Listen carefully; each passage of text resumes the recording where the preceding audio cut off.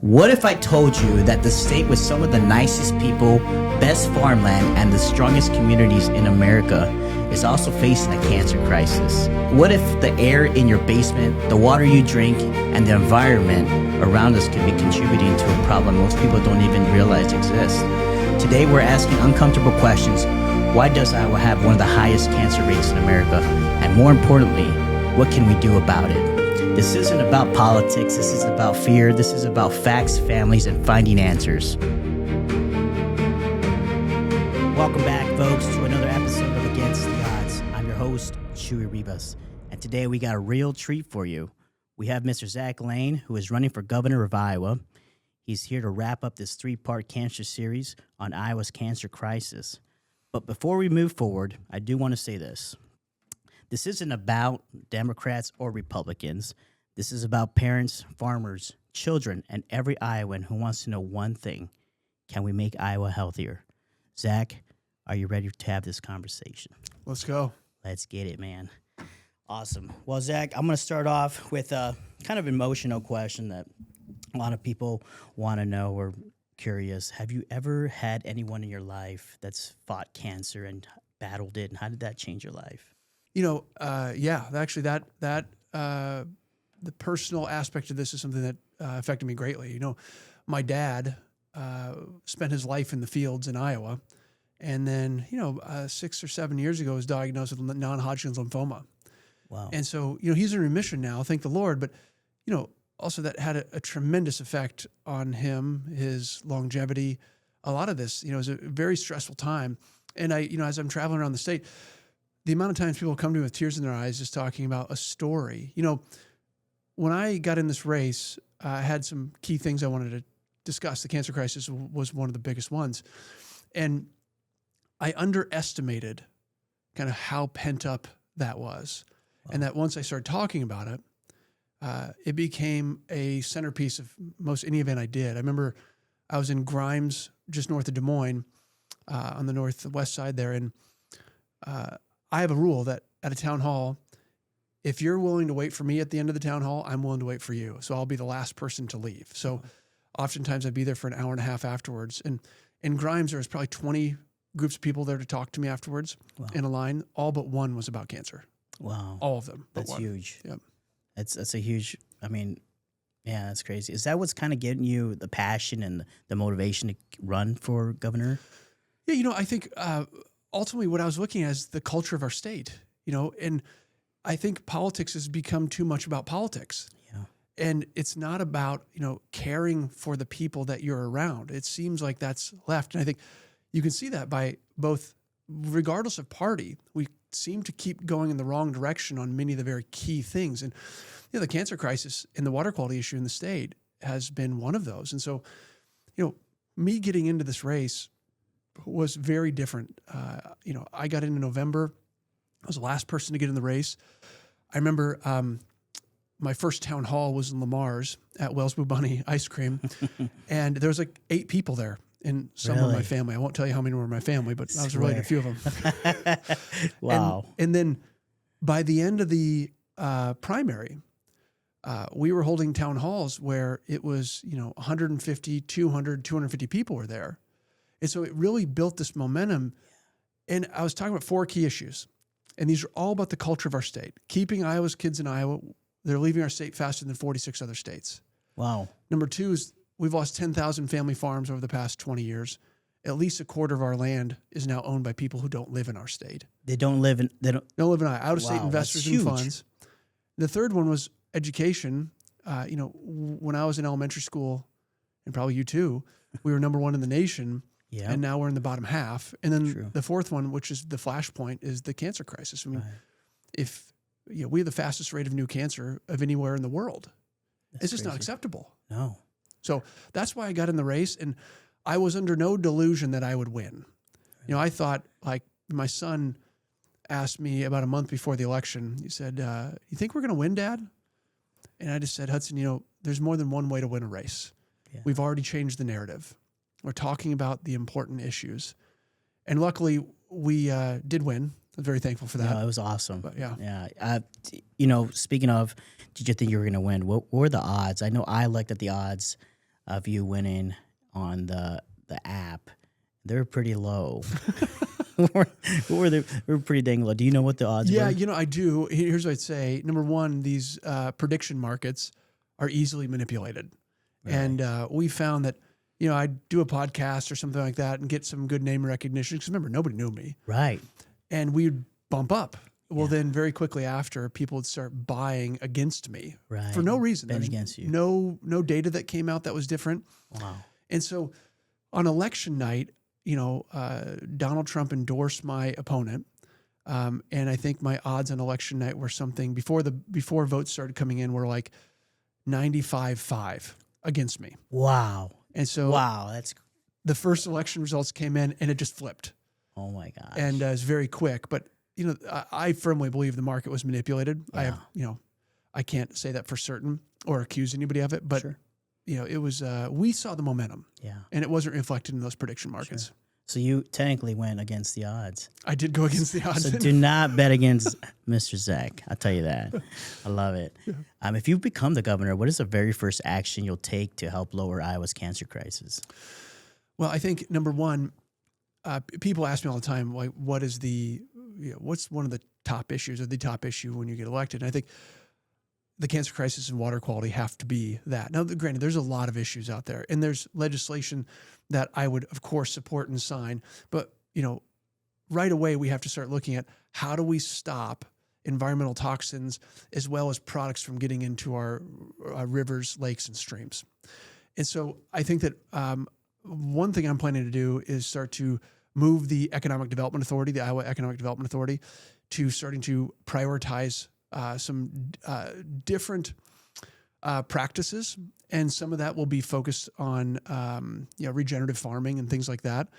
But the other side of it is, in 2010, voters in Iowa passed what's called I Will, and by 63% of the vote they passed I Will, and basically it was to put together a fund that would promote conservation and water quality practices.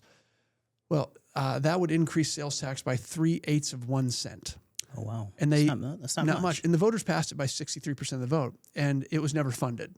Oh, boy. And I won't get into that because I wasn't, involved in those battles, but I said very clearly, even in the primary, we have to fund that because we have a water quality issue. Oh, yeah. And we also have voters who have given us permission to put the funds together to solve it. And so I think incentivizing saturated buffers, if we go deep into this, we can talk about the nitrate issue in the water. And that's just one of the causes, of course. But if you look at high nitrate load in water is one of the top causes of colon cancer, which is one of the fastest killing cancers, really, maybe outside of pancreatic. And so where is that coming from? Well, I took a little flack for talking about this, and let's be very clear. I'm not blaming farmers. Sure. I get they're on razor thin margins. Right. The ability to experiment with new practices is basically gone when you don't know if you're even going to make money this year. Right. Our family's been involved in agriculture for 130 years in Iowa.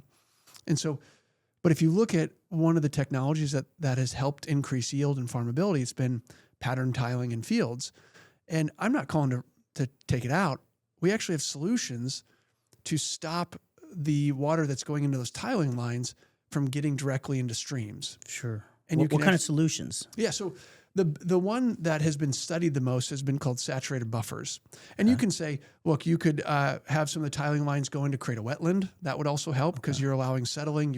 You're preventing it from going directly into a stream. And, if you have like a wetland or settling like that, you're allowing nature to do what it does. And it will actually use the nitrates because it's plant food, right? Mm-hmm.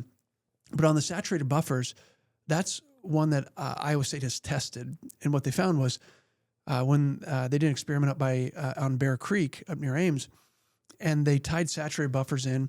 Basically, the tiling lines come down, and when it rains, you'll have, you could have nitrogen, which is a water-soluble molecule, get into the tiling lines and then get directly into the stream because it's daylighting right in there. With a saturated buffer, it stops it before the stream, and it slowly lets it out into the ground, which, by the way, the plants want it. Yeah. And they removed 100% of the nitrate load doing that. Wow. 100%. That's a game changer. It would be a game changer. Now, the key is that we have to have real real serious incentives for the adoption of it. Yeah. So it's not just that farmers won't lose money by putting these in, but they actually could make more money by doing it. Yeah.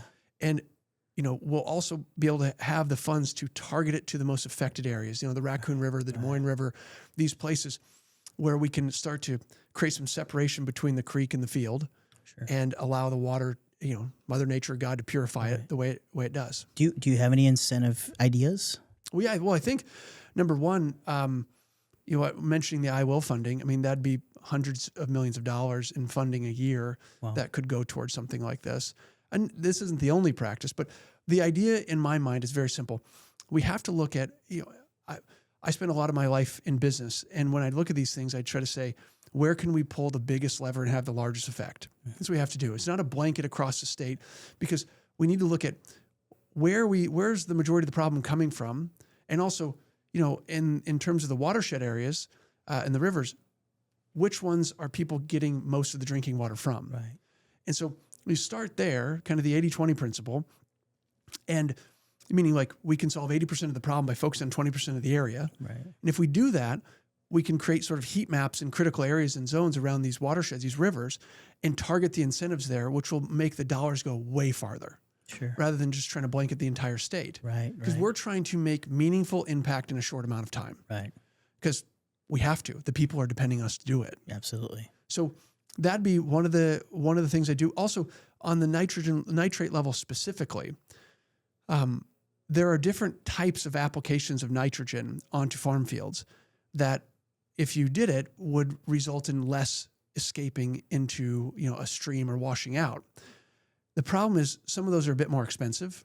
Okay. And so on the state level, so I was talking about with the even with the Economic Development Authority, or even possibly with I Will funding, what we could do is provide a refundable tax credit for that type of application. Okay. So it'll put it on cost parity with the other methods. And if we do that, by some estimates, we'll reduce the washout by 30%. Wow. And also will help farmers save more money because they don't need to use as much. Yeah. So there are real actionable things we can do. What the legislature has done most recently is passed some funding to expand, for instance, the Des Moines Waterworks nitrate removal facility, because the load isn't decreasing. Right. And so that's something that need to be done as a stopgap measure. But long term, what I look at is I don't want to have to upgrade that facility again because I want to decrease the load at the source. Right. Right. So that's one of the areas. But, there are many things we can talk about when discussing cancer. But when you look at Iowa, what I have to explain to people is, we are an outlier.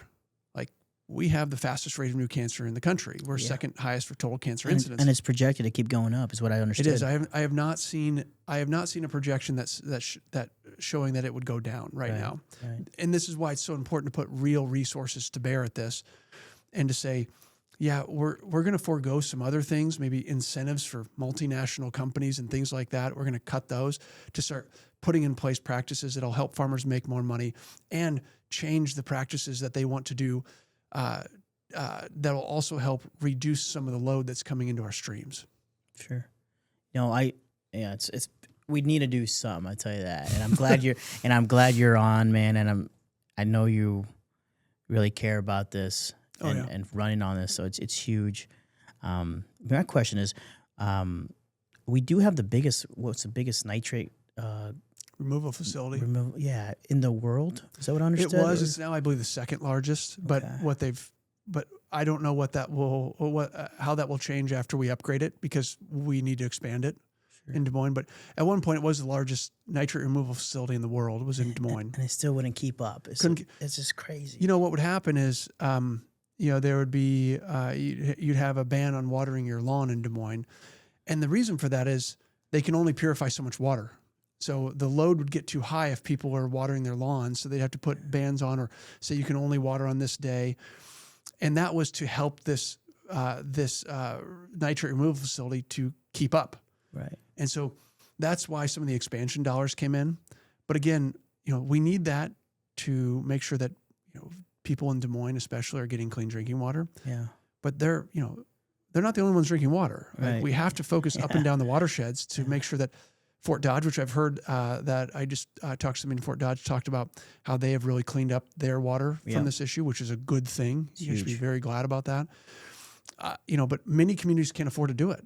Right. And so if we can start making meaningful progress at the source, specifically when we're talking about high nitrate load, I think all sorts of communities will benefit around the state. No doubt. I'm glad. I'm just glad that this topic is being a big deal, because it is a big deal. Yeah. Let me ask you this question though. What keeps you up at night when thinking about Iowa's future and the cancer crisis? Well, let me just talk about, other than my kids keeping me up at night, but I'll say when it comes to me running for office, this isn't something I had to do. I don't want to be a politician. I don't have to be the governor. At this point, we're in an A-B race, and I have to be the nominee, I believe. There's a lot at stake here. I have to win this election, and we're all in to do it, of course. But I think what happens when I'm not running to become something else or to run for a future office or get an ambassadorship, I want to be in this position to solve these issues. What I stay up at night doing often is researching how can I actually accomplish the things I want to do. Right. Because every politician my whole life, for instance, has said we have to support farmers, and nothing's getting better. Right. And so my question is, how do I make real meaningful change to affect these key issues that I'm running on, especially because, people should hold me accountable. Yep. And if I can't make real meaningful change, then what am I doing?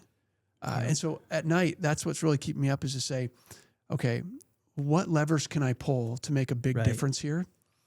And the good news is there are some that we've already talked about, but also I'm finding across the state people that believe the same way I do, but have just been waiting for the voice to be able to be heard. Cool. And I think, people can say a lot about our President Trump, right? Right. But I remember in 2016, we have to just say, it was a bit of a phenomenon that he took off. And I don't think it should have been a surprise when you understand the disconnect between what's going on the ground and what the political class is doing and talking about, and that they're just not following through with what they say. Right. So, one thing we always knew on the ground was that the relationship with China in the United States was not a good deal. Right. China was taking advantage of us. Mm-hmm. We knew that on the ground. Every politician said, or most politicians said, the relationship with China is a good deal. Right. And then Donald Trump came in and said, we're being taken advantage of. Correct. And so look, say what you will, but if you just dissect how did that rise happen, it's by, he really understood what was going on the ground. So for me, when I'm looking at these things, I didn't come to it with, I'm going to pull this issue, see what people care about. I know what really, I believe really matters. Our kids are leaving the state faster than 46 states. We lost 10,000 family farms. The suicide rate amongst our farmers in that same time went up by 50%, and no one's talking about it. Wow. And then on the public education, number 1 in the nation, and now we're 27. And, how do we get people to move here and stay in our communities to solve the first problem of our kids leaving if public education is bad? Sure. And the cancer crisis, same thing. If you can move from Iowa to Nevada any given year and your likelihood of getting cancer goes down by 40%. Seriously. That's a real statistic. 40%. 40% any given year. What the heck? And so I have people who are, conservatives who really believe in me and my message, that are, business leaders who talk to me about, they can live anywhere. Yeah. And it's saying, I'm worried about my kids. Right. And, I think we got to get back to this understanding that, in many ways, politics is the problem here, is that you can go and find in DC captured agencies, politicians who've been bought off, and just look at them. I say this all the time at events. If you want to understand why some of these things are happening, or by the way, not happening, follow the money. Follow the money. Yep. And so I was my own biggest donor in the primary. And I said to people, look, I'm not taking the special interest money, and I haven't, and I won't. Awesome. That's good for you, man. That's what we need, Zach, to be honest with you. We're tired of politicians and getting bought out, or big, lobbyists getting paid off. It's crazy in America how it's just right in front of us, and nobody's doing a thing because they're scared or they're getting paid off. So I'm so Well- proud of you for doing this. Honestly, And I think like it's what we should just expect of people running for office. This is not supposed to be a career. right? You're supposed to be there because you have a mission to go accomplish on behalf of the people. You know, one of the stats that I mentioned, and I was doing this research because I was curious about it. It wasn't something that was just put out there. I was doing some comparison, and I was looking at, over the past 10 years, the top 5 big agricultural companies, a lot of these are global.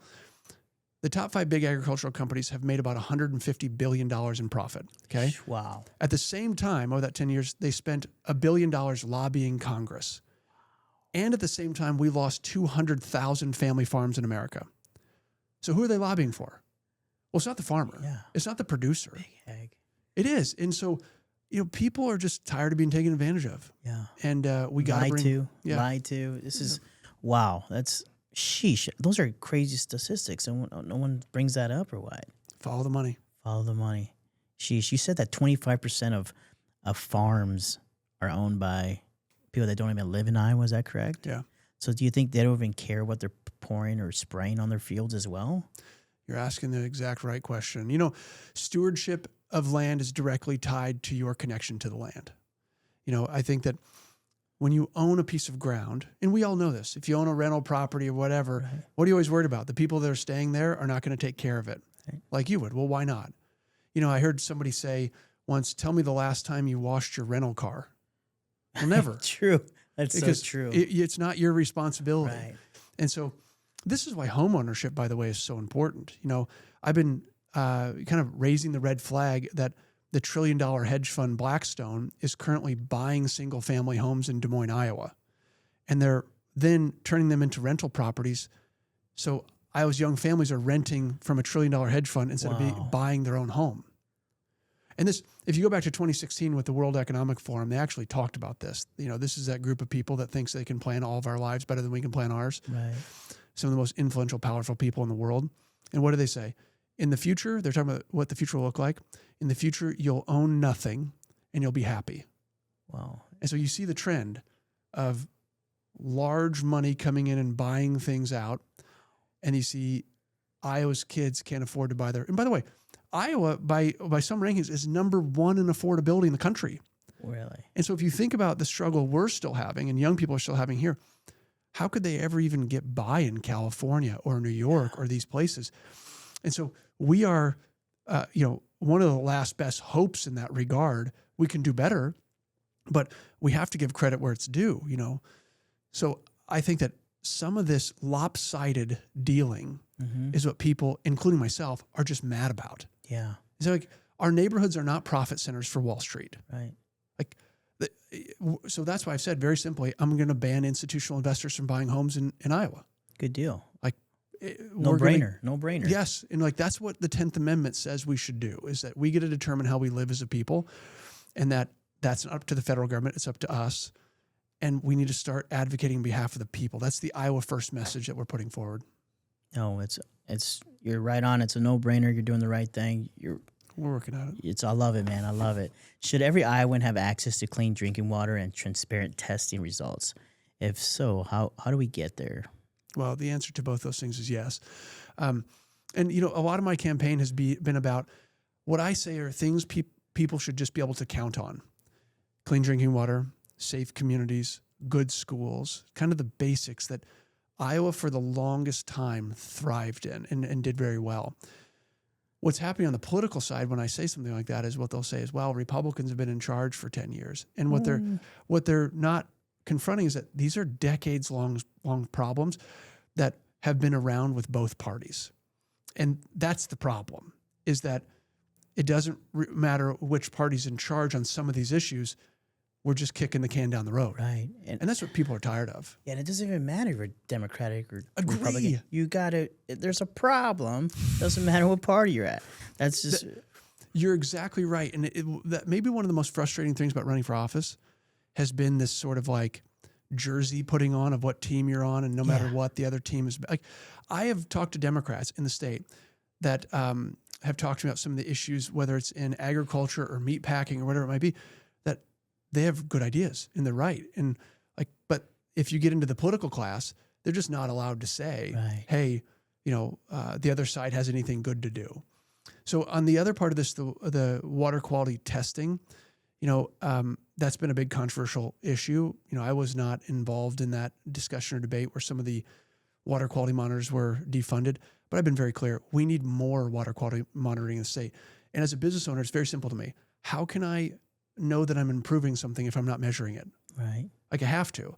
So if you want to improve profitability in your company and you're not measuring your net margins, well, how do you know if you're doing it? Right. And so I believe we're at a place now in Iowa where we've reached a fever pitch on this discussion about water quality, cancer rates. And the good news is people from both parties are now talking about it. I'm going to continue that and push and lead on this. But I'll tell you, it is just sort of a basic idea that, understanding the quality of the water you have, what's in there. I mean, the average well in a rural community in Iowa has between 6 and 9 chemicals in it that show up in detectable levels. That's crazy. So you just have to be able to trust the water you're drinking. We're going to get there. I hope so. We need to, because like I say, I moved from California to Iowa for the cost of living. Now it may cost my life for living here, Yeah. And Well, and it shouldn't be the case, right?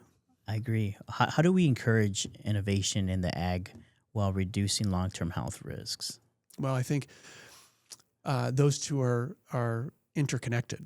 And the increase in innovation in ag will result in the reduction of long-term health risks. Let me give some examples about that. So, people often talk about, how is the governor going to, improve the economy? Yeah. What I often say is that, look, the government doesn't improve the economy necessarily. It can get in the way of improving the economy. And so what we can do is create the playing field that sets up where we want to go as a culture. And so, on that level, I've talked about economic development incentive dollars. Just to put in perspective, right now, the state of Iowa is giving hundreds of millions of dollars in refundable tax credits to multinational companies to come in and put a branch of their office here, a branch of their manufacturing or something like that. And oftentimes, those companies are competing with Iowa's homegrown businesses that we're not subsidizing. Oh.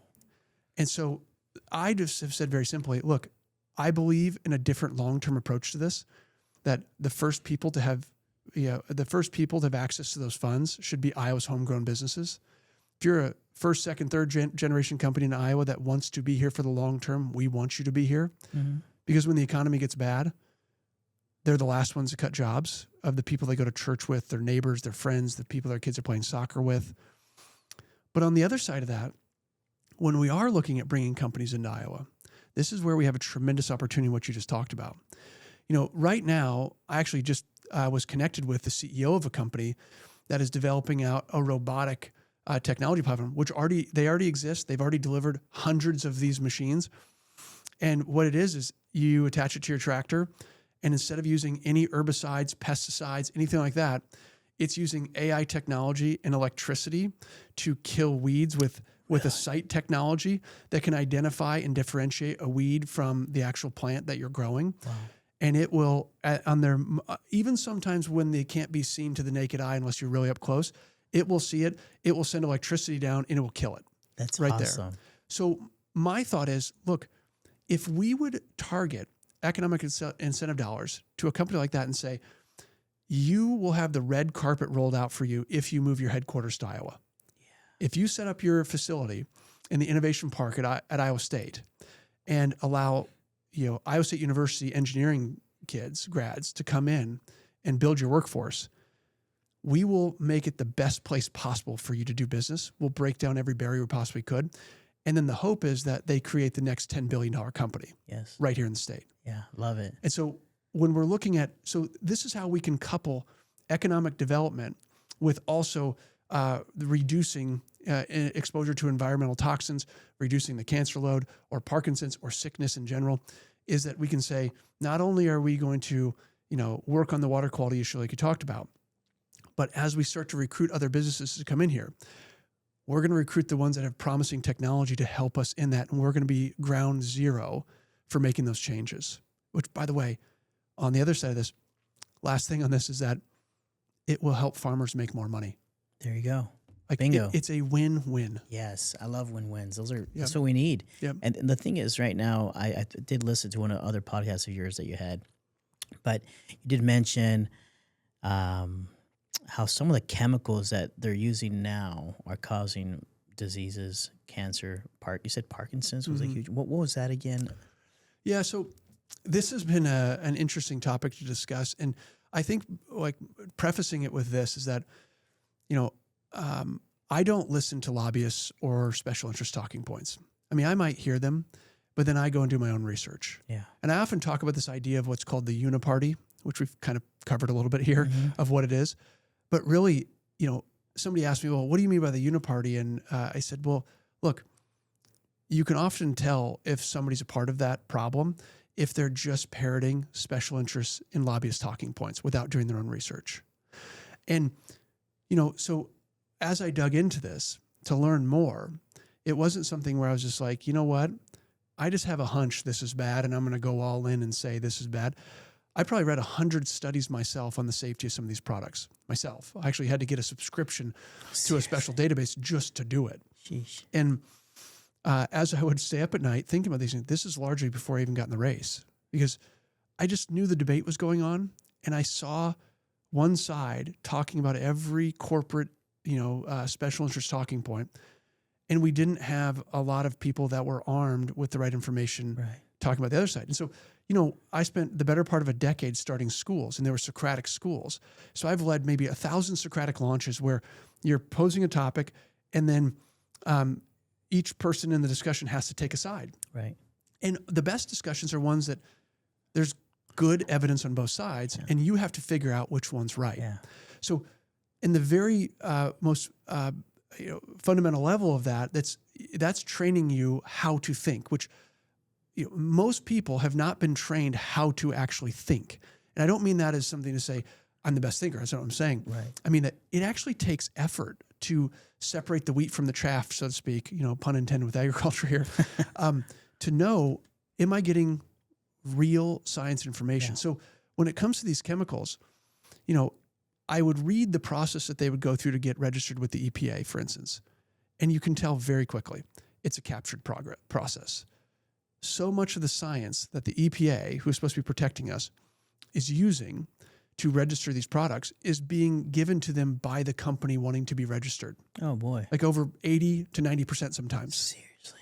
Yeah. And we can go deep into that. I won't right now. But so when we talk about what outcomes can come from some of these products, one of the ones I've talked about a lot is a chemical called paraquat. And it was originally formulated, I believe by Syngenta before they were Chinese owned.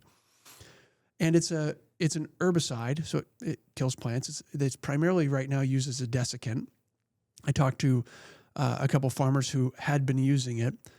Most farmers will tell you, and I'm not going to speak for all of them, that it is a very nasty substance. There's actually been cases where you see it's been oversprayed and somebody got some on them. And we're not talking about like soaked in it, but got some on them. And it was enough that 48 to 52 hours later, they were dead. Oh my God. There's actually medical journal articles about this because of the way that it interacts with oxygen molecules in your body to create like a hyper form of oxygenation. But the other thing it does is it interacts with neurons in your brain.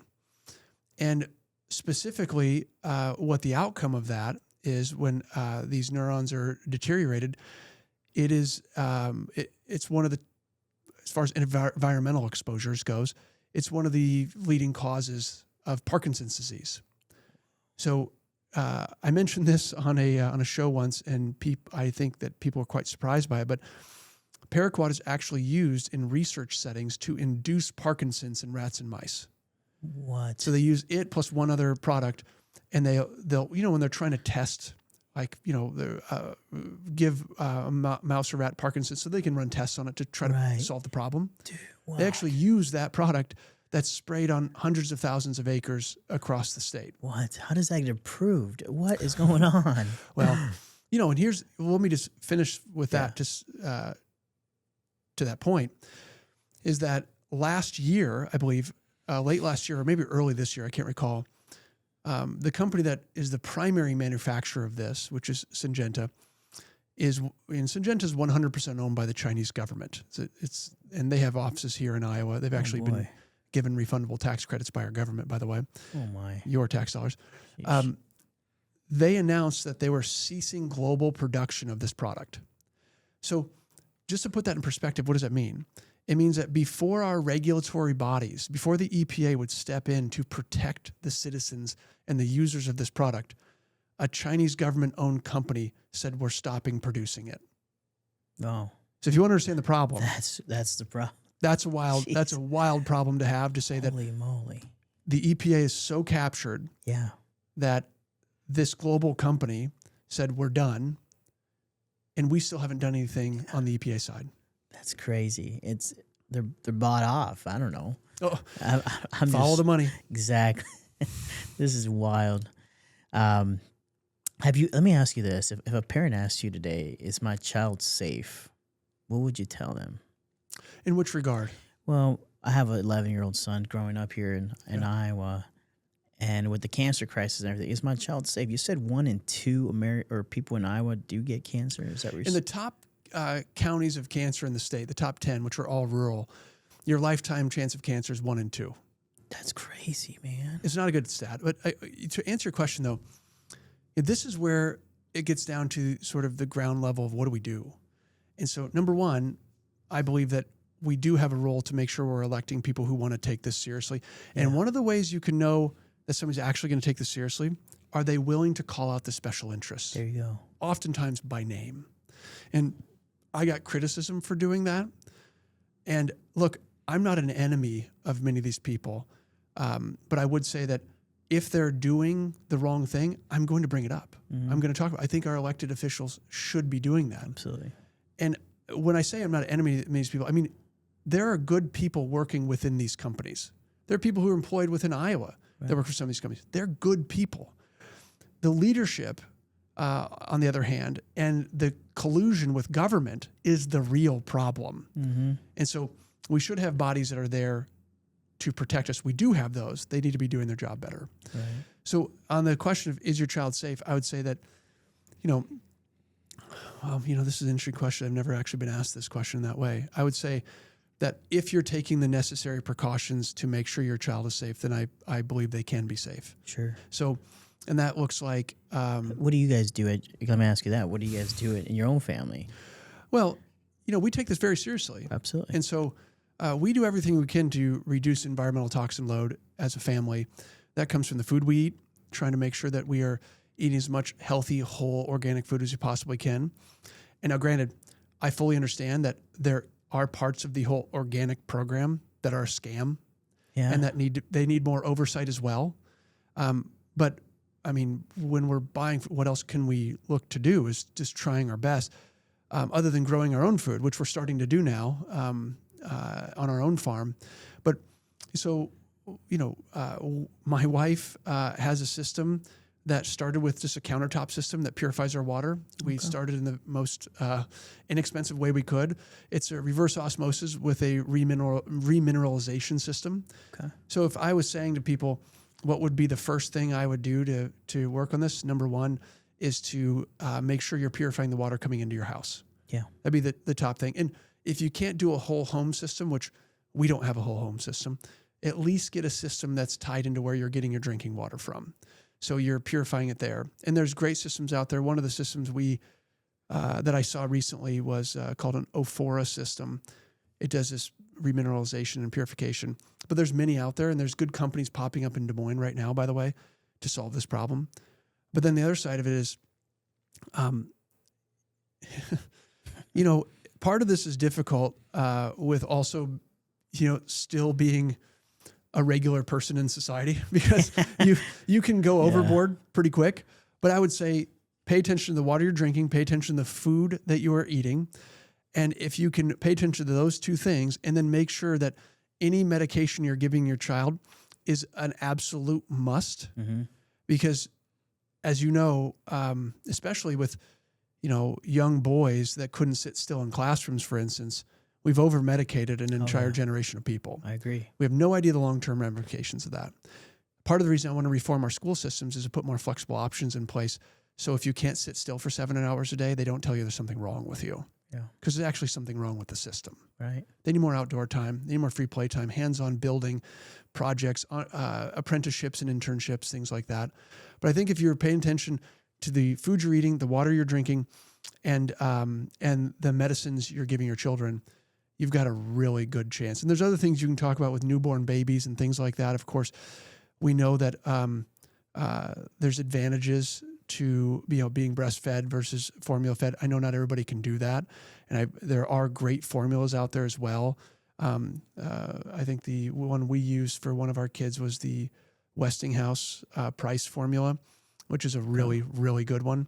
And so just being conscientious, and I'd say this last thing I'll say is, as you start to open your eyes to these things, it can be easy to go overboard and say, well, like there's so much to do, it's overwhelming. Just start with the basics. Sure. Water, food, medications, exercise, sunlight.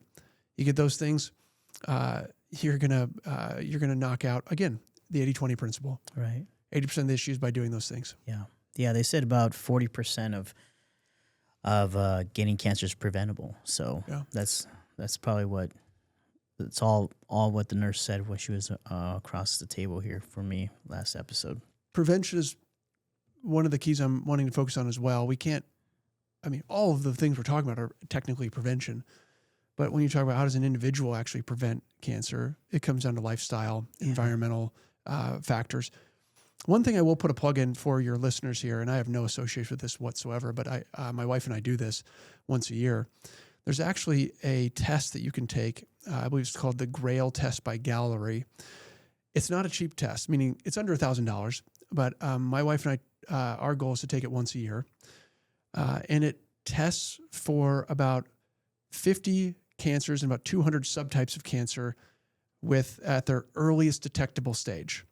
Wow. So putting aside some funding in an HSA or something like that to do this once a year can help you, because one of the keys about surviving cancer is the earliest detection possible. Mm-hmm. And some cancers, like pancreatic cancer, by the time you've found it, because of pain that you're having, it's almost unsurvivable. Yeah. Not always, but like in some cases, it's a miracle to survive it.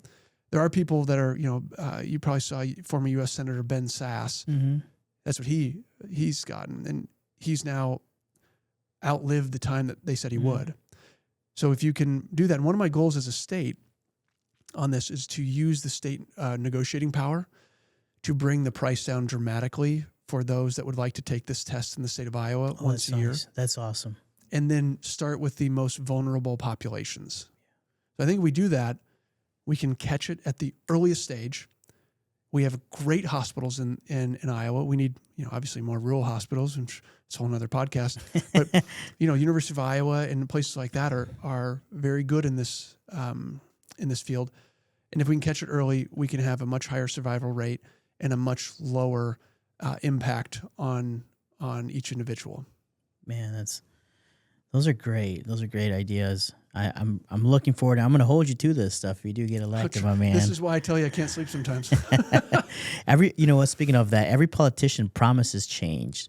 Today, we're not really interested in promise. We want proof. If you become governor of Iowa, Zach, what are you willing to risk? Your reputation, your career, or even your politician future to keep the promises you're about to make?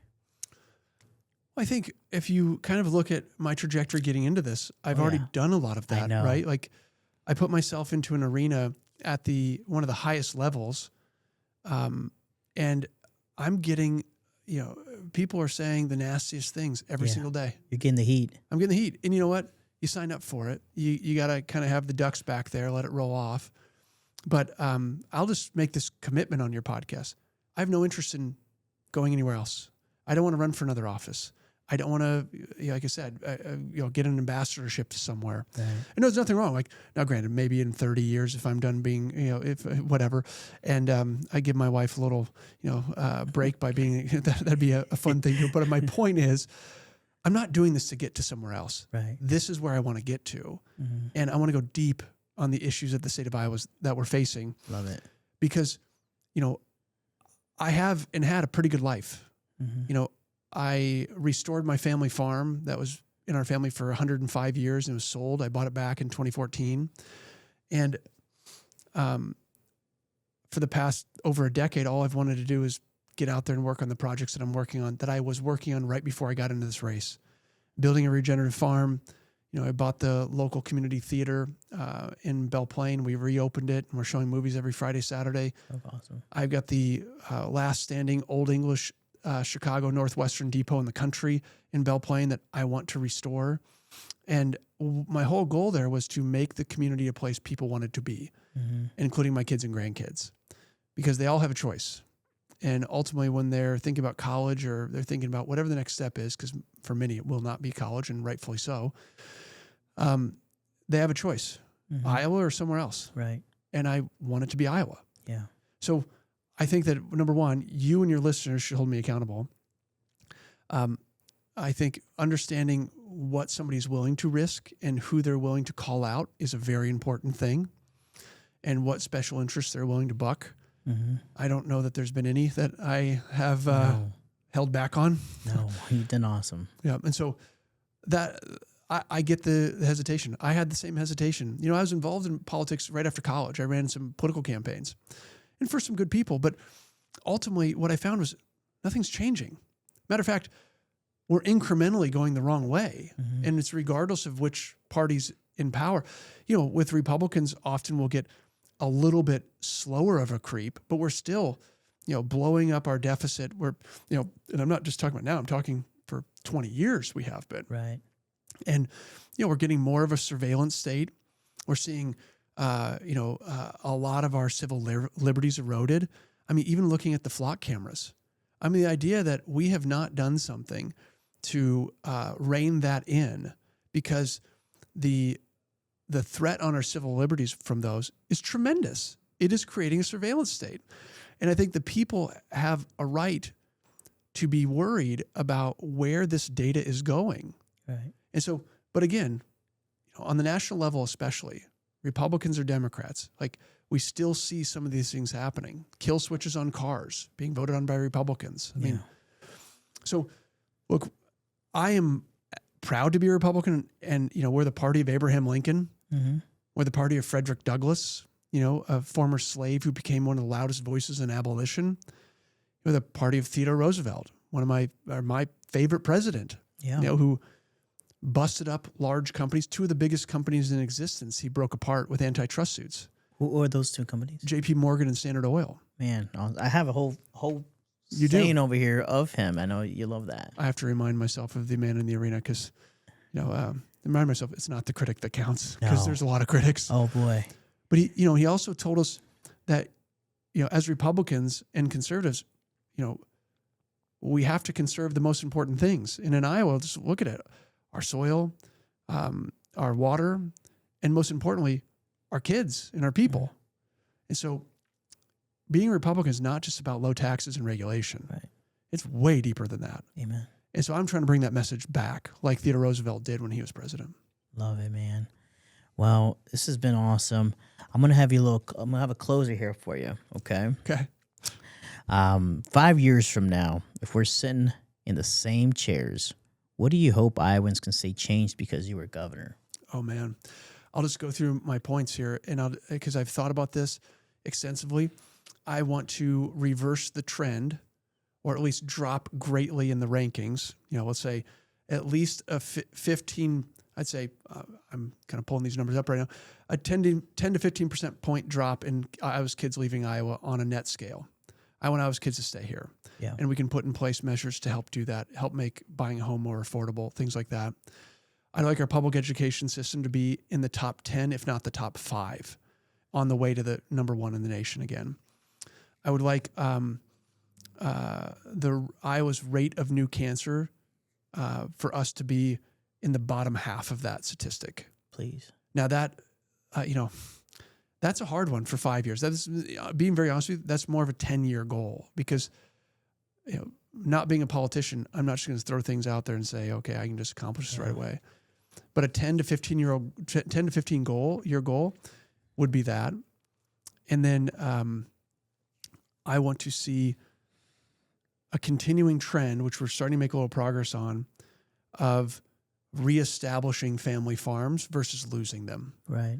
So, in our schools that we run, we set SMART goals: specific, measurable, actionable, relevant, and I say tough. Some people say time-bound. I just like to say tough because you can have a goal that's actionable and relevant, but it's easy, and we want to challenge ourselves. So if I was putting in place specific SMART goals, I'll have to get back to you on committing to that, but you can see the direction that I want to go there.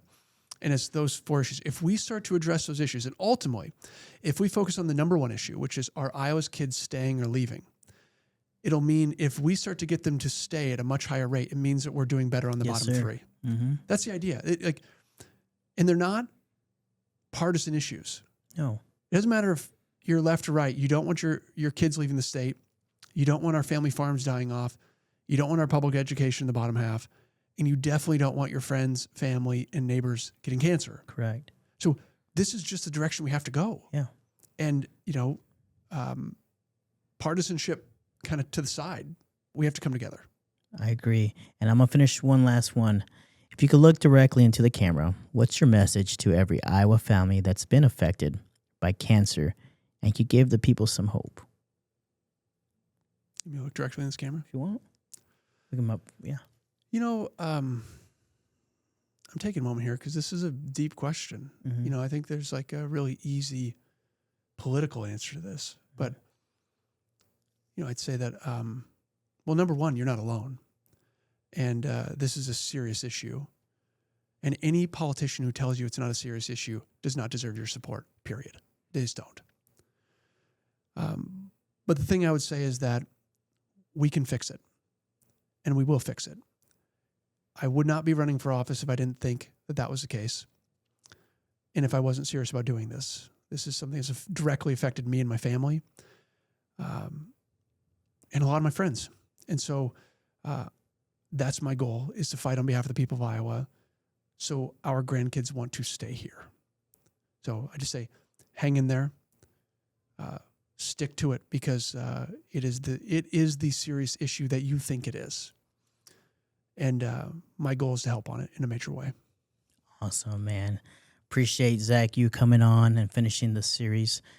And it's been truly a pleasure to having you here and dropping some fire bombs and electric and some lightning. So I appreciate y'all for getting on this episode. Until next time, folks, thank you. After spending hundreds of hours researching this cancer series, I immersed myself in learning everything I could. I attended Unity Point cancer seminars. I've listened to physicians and specialists. I filled pages with notes and asked every question I could think of. I spoke with experts like Chris Jones, a water quality scientist and candidate for the Iowa Secretary of Ag, Cody Smith, an Iowa Water Development, a radon mitigation specialist, healthcare professionals from Unity Point, and I sat down with Zach Lahn, who's running for governor of Iowa. After all that, I've come to one conclusion. We need to follow the money. Throughout this journey, the theme that kept coming up over and over again. If we truly want to understand why Iowa continues to struggle with some of the highest cancer rates in this country, we must ask ourselves, who benefits from the status quo and who is influencing these decisions that are being made? There are things every one of us can do today: eat healthier, exercise, take better care of ourselves. Those choices matter. But there's another tool every Iowan has, and it doesn't cost a dime. It's vote. What I'm asking is that you look closely where the campaign money comes from, who candidates are answering to, and whether they're willing to challenge these powerful interests when public health is on the line. One thing that stood out to me during the series is that some candidates have received substantial financial support from a big ag interest, while others have openly criticized and called for change against these corporations. The ball is in our court. We get to decide what kind of future we want and who we trust to lead us there. My goal was never to tell you what to think. My goal was to learn, to ask tough questions, to bring together respected voices and make up your own mind. If If this series accomplished one thing, I hope it's this. We ask questions, we demand evidence, we follow the money, and never stop holding those in power accountable. Because knowledge without action changes nothing. Thank you for following this journey with us. Until next time, remember, knowledge is power. God bless you. God bless Iowa, and God bless America.